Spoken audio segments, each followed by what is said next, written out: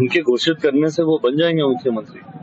ये तो उनके गठबंधन के भीतर की बातें हैं, कौन किसको मुख्यमंत्री घोषित करता है नहीं करता है, पर अंतोगत्वा बिहार की जनता किसे मुख्यमंत्री बनाती है, मेन विषय तो इस बात पर आके रुकेगा। और मैं नहीं मानता कि बिहार की जनता पुनः एक बार फिर बिहार में जंगल राज लाने के लिए राष्ट्रीय जनता दल के किसी भी नेता को चुनने का काम करे।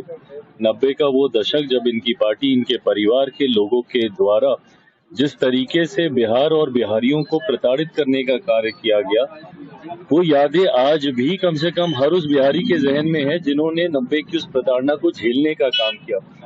2005 के बाद पैदा हुए बच्चे शायद उस वक्त को नहीं जानते और इसीलिए उनको ये बताना जरूरी है, जैसे देश को बताना जरूरी है कि आपातकाल के दौरान, इमरजेंसी के दौरान किस तरीके से पूरे देश को बंदी बना दिया गया था, उसी तरीके से बिहारियों को ये बताना जरूरी है। और खास तौर पर फर्स्ट टाइम वोटर्स जो पहली बार इस बार मतदान देने जाएंगे, उनको ये बताना और उनका ये जानना जरूरी है कि राष्ट्रीय जनता दल और इनके गठबंधन ने 90 के दशक में किस तरीके से बिहारियों को पलायन करने के लिए मजबूर किया, किस तरीके से बिहार को बर्बाद किया।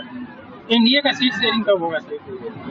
महागठबंधन का लगातार हो गया सर, चुनाव पे लगातार आरोप लगा रहे हैं कह रहे हैं कि बिहार में एनआरसी लागू कर रहा है उचित तरीके से। इसको एनआरसी लागू करना नहीं कहते, ये समय समय पर इस तरीके से ये इस प्रोसेस को अपनाया जाता है।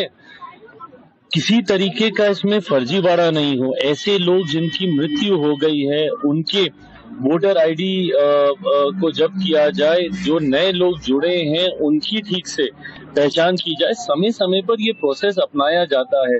अब हर चीज को एक राजनीतिक रंग दे देना, ये विपक्ष की एक आदत बन गई है। इनको किसी व्यवस्था पे, किसी संस्थान पे इनका विश्वास बचा ही नहीं है। ऐसे तो ये लोग देश को एक अराजकता की ओर ले जाएंगे। जो सिंपल प्रोसेसेस जिसको रेगुलर इंटरवल्स पे जिनको अपनाया जाता रहा है, अगर आप इस दृष्टि से देखेंगे तो एक बात तो तय है कि फिर महागठबंधन ने अपनी हार मान लिया। अब हार के बहाने ढूंढने का कार्य इनके नेता, इनके दल के द्वारा किया जा रहा है। राहुल गांधी